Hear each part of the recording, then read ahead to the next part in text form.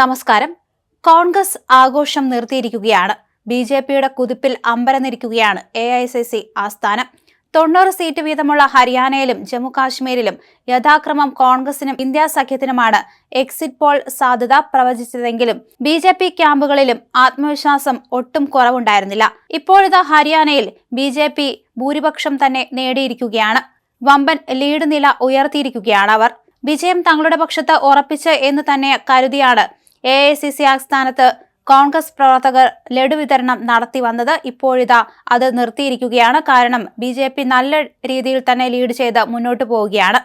ഹരിയാനയിൽ പ്രാദേശിക കക്ഷികൾ ഇല്ലാതാകുന്ന ചിത്രവും തെളിയുന്നുണ്ട്.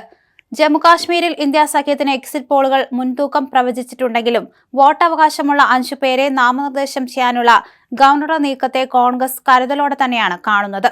തൂക്കുസഭയാണ് വരുന്നതെങ്കിൽ PDPയുടെയും ചെറുകക്ഷികളുടെയും സീറ്റുകളാകും ഭരണം നിശ്ചയിക്കുക.